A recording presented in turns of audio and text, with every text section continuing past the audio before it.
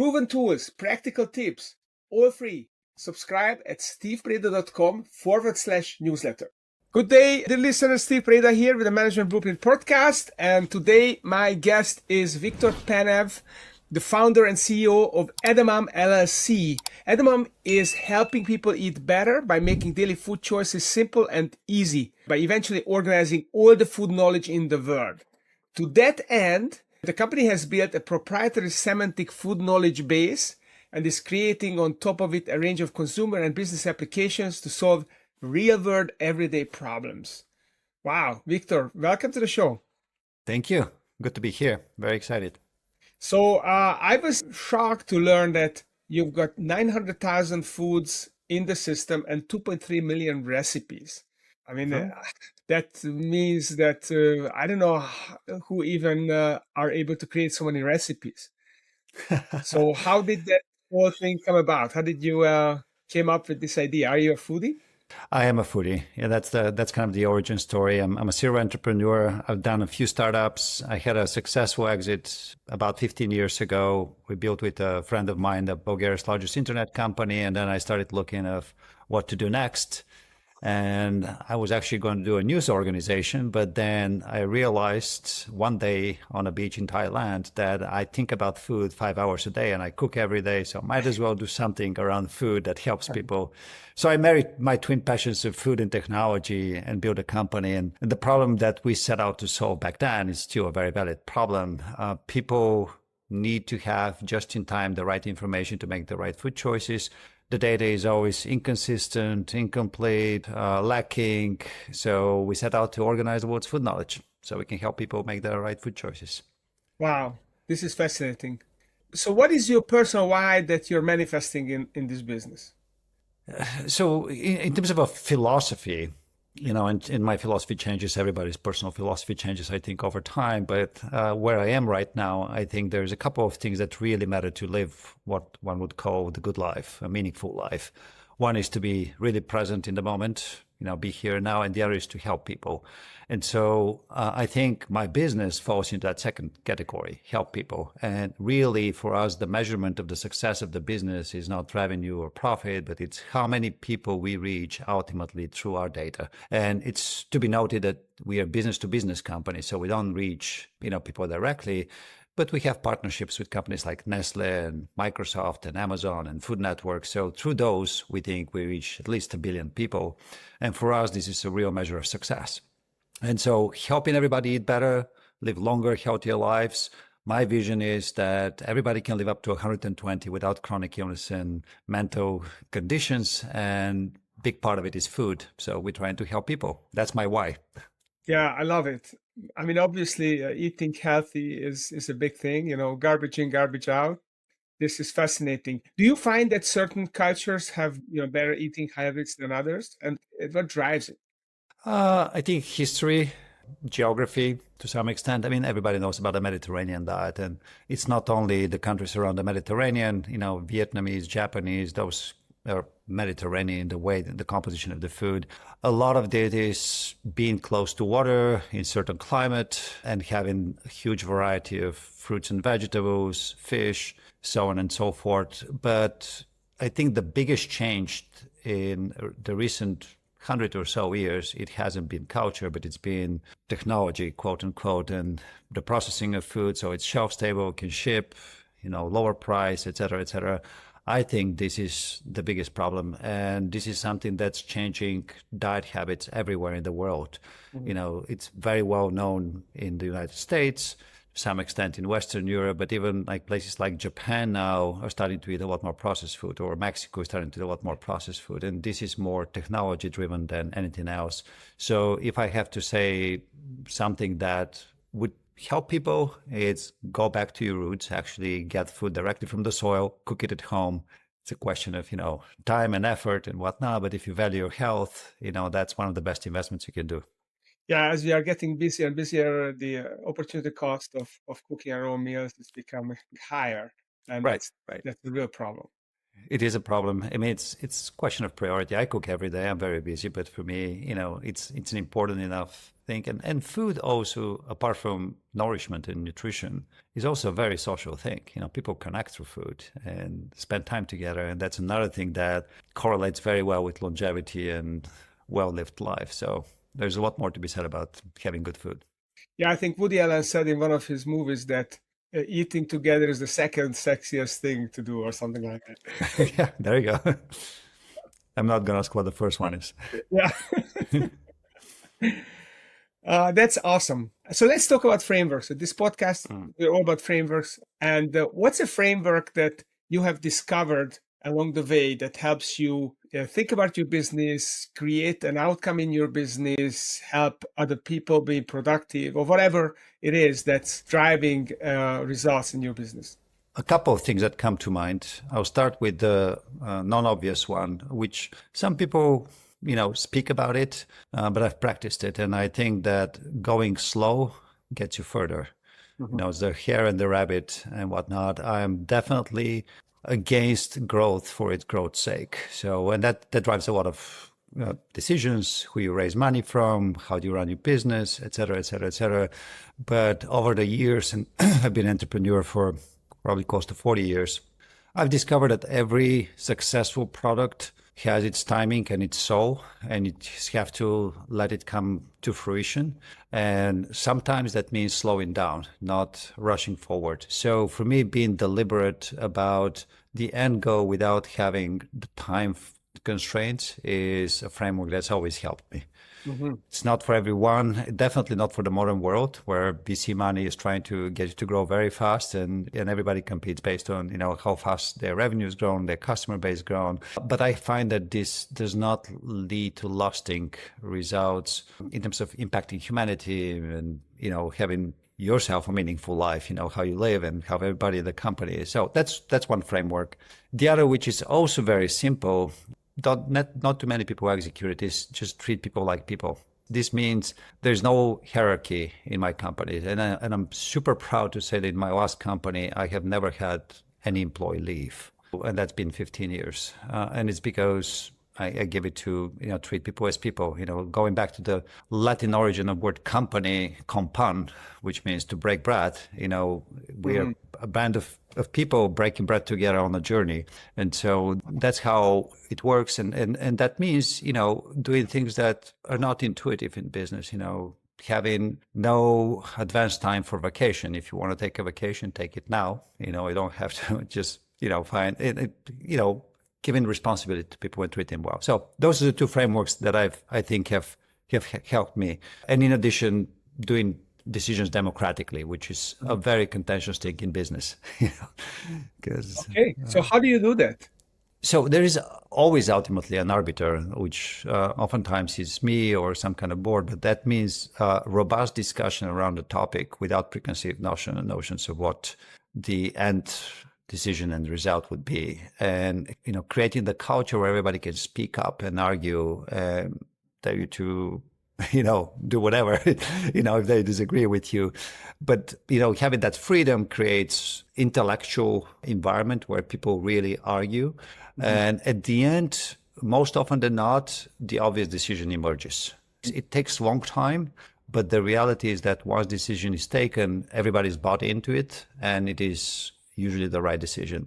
So you don't make wrong turns. Now, there are times where it is a coin flip. There's two equally good or equally bad options, and somebody's got to make the call. Then it falls to me. But yeah, for the most part, it's democratic decision making. So how do you cultivate that? How do you foster it? How do you make sure people do contribute to it? Well, I've had the luxury of starting a company from scratch. So it is a lot easier to do it when you start from scratch because you establish the culture with the first hire.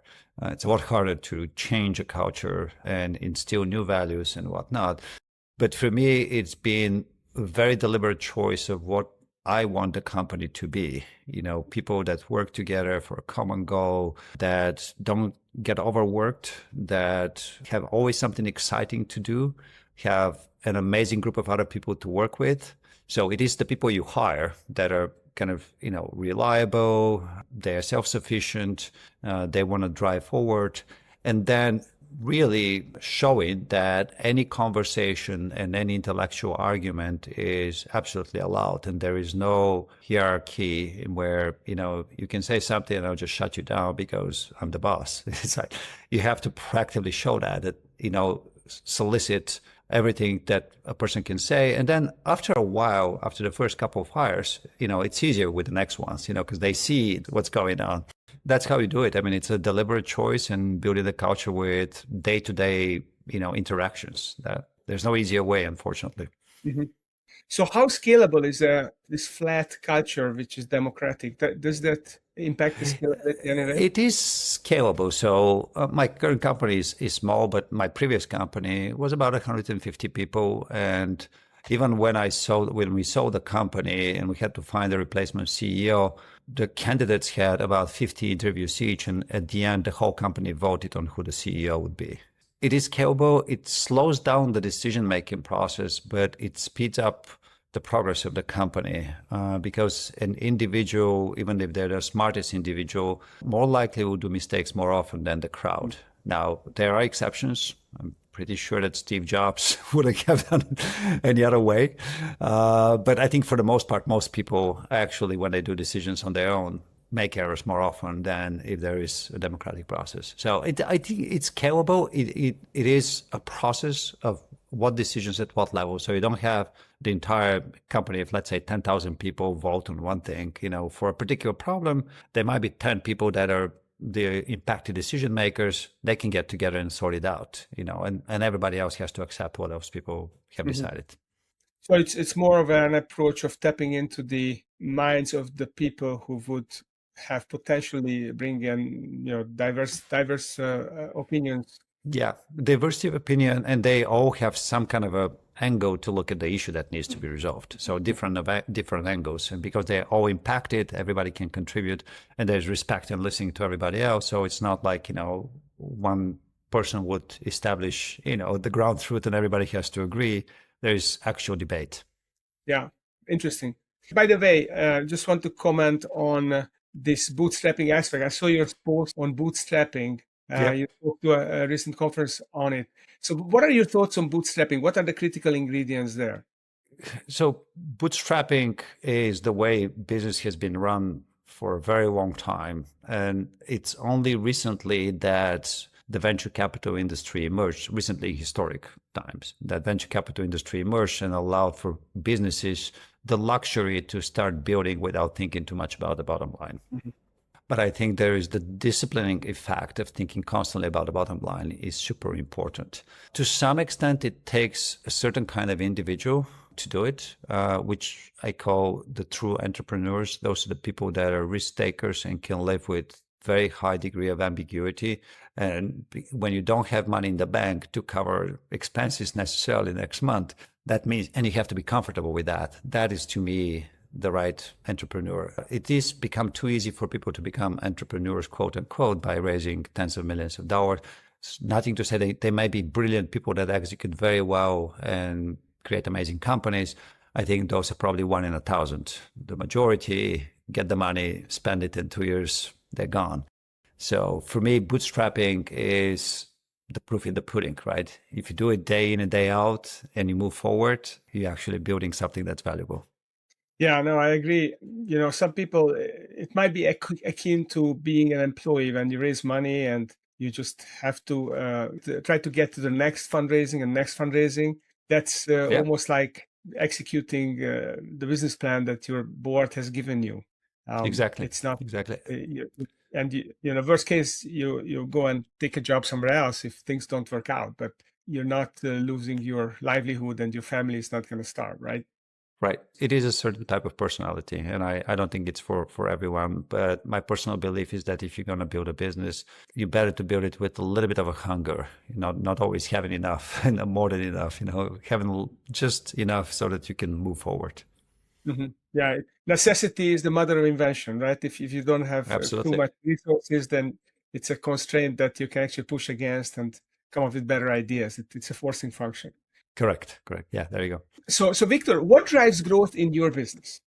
So, like I said, I'm not pro-growth per se, but the way, and this is also was a deliberate choice for the company, just as a in parenthesis, the last business I ran before that was a media business. We sold advertising. I personally don't believe that spending money on advertising is a good idea. So I built a business with a very expressed desire not to spend any money on marketing, which means I had to build mechanisms for people to do referrals and inbound traffic and whatnot. So a lot of our early customers and those are big companies like New York Times and Food Network and whatnot, we provided the data at high discount, but with the requirement to put powered by Edamam that links back to us. So search engines like that, authority, so on and so forth. Over the years, we built enough authority that most of our traffic comes now from search engines and chatbots. And this is what is driving the growth. And the other thing that is happening is we try to stay nimble enough. So we build a technological asset and products, but the market changes. You know, who needs the data for what use case they need it. And it's important to kind of be aware of the market and adjust to whatever the opportunity is. So that's how I've built it. I built a business to have lots of inbound traffic and then adjust very quickly if the market changes in order to meet the demand. And the rest is we kind of almost like a spider just waiting for the flies to come in. So when you say you're not pro-growth, do you mean by this that you don't want to make this a bigger company? No, I'm not for growth just for the sake of growth. So growth just for the sake of growth. You know, let's grow 300% this year of top line revenue. For me, like I said, the impact, what's driving the business is how many people we reach with our data. This is actually a metric that I would like to grow quite a bit. And if possible, cover every person on the planet. That's an aspiration. So when I say I'm not for growth, is that sometimes growth becomes its own incentive. You have to grow. Without asking the question to, you know, what's the ultimate goal here? Why do you have to grow? Oftentimes the answer is because we want to sell the company at a big profit. And this is the reason why VCs put money in your company. And this is the reason why you have to grow, because you're feeding the business model of the VC. But if you're not feeding the business model of the VC, why do you have to grow the company? You know, what's the point there? True, you may have investors, but you have patient capital and they are aligned with you. Eventually they'll get their money back, but it doesn't have to be at the expense of the goal of the company to just grow. And by growth, I mean this pressure to grow top line revenue that's been super popular in the last couple of decades. So when you say that you eventually want to organize all the food knowledge in the world, it sounds a little bit like Google, you know, organizing the world's information just for food. Isn't that a big vision that requires some growth? No, I don't think growth is necessary to execute. I think you can organize the world's food knowledge, and we're very much along the way. There's always more to do, but even with very limited resources, we've been able to do it. I think that having more customers, more revenue probably would help, but on the margin. It's not the prerequisite. The prerequisite is the right setup and technology in order to constantly ingest new information about food and then pass it through our pipeline, so to speak, in order to clean it, make sure it's accurate, structure it, organize it, link it to other data, et cetera, et cetera, et cetera. And food is a relatively limited universe. I mean, you started with do people actually create 2.3 million recipes? So there's only so many ways you can combine different, food items to create something that people eat. So it's a limited universe. So it's not that difficult. What is exciting about it is that there is depth to food. There is macronutrients and micronutrients and allergens and diets. We all know about that, but there's so much more. There's a lot more molecules in the food, and you can expand it even what soil it has grown, at what sun exposure, all that stuff can eventually become important, valuable data. So there's always more work to do, but we focus on what's actually doable right now. So do you envisage that with the growth of technology, especially AI, that essentially you can keep the company the same size as it is, and you can accomplish your ultimate missions? I think so. Similar size. To some extent, AI is helping us because it's bringing a lot more customers. People are building all kinds of applications with large language models and agents, and they need accurate, deep data. So they come to us. We are also using AI to build tools and meet the demand. And so our engineers are becoming more effective. So to some extent, that helps keeping the team small. That being said, in terms of the speed with which AI moves, it'd be nice to have a few extra people. That doesn't mean doubling the size of the company. I think probably, having 20, 30% more people would be sufficient to actually leverage the technology, which is AI, to the best effect. So that's kind of my view now. Ask me in 2 months, I may have a different view. So what is one thing that you're actively trying to figure out in this business right now? Well, AI is throwing a wrench in everything. So it is a very fast moving environment. So our clients are constantly changing their demands. The profile of our clients is changing. So there's a lot more new health, wellness, prevention, weight loss companies that are showing up and starting because they can now build with AI. So all of that makes for a very choppy sea. And so we can figure out exactly where the wind is blowing from and where we should head. So for me, it's kind of like having the North Star of, okay, we are a data company. We leverage our data asset and we just keep doing that. And then we'll just innovate on the technologies that we need to offer, but stay there as opposed to, try to change, what the company does. That's kind of what's keeping me steady. But again, it's a very choppy sea, so I don't know what's going to happen. One big worry is eventually Anthropic or OpenAI going to replicate everything that we've done.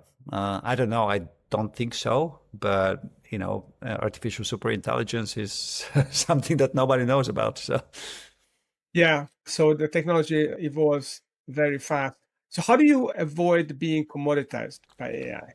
I think the data our moat is the data, right? So it's taken us so much time to actually clean, organize, and structure the data. And that is not a process that you can do easily just by throwing people or AI at it.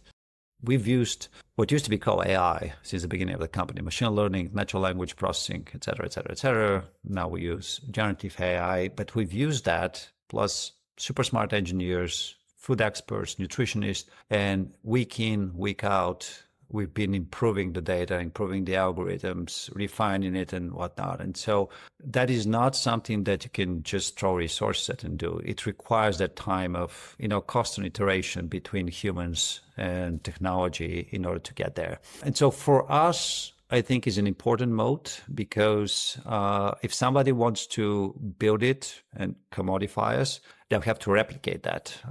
And I think that the more likely scenario is they may end up buying us.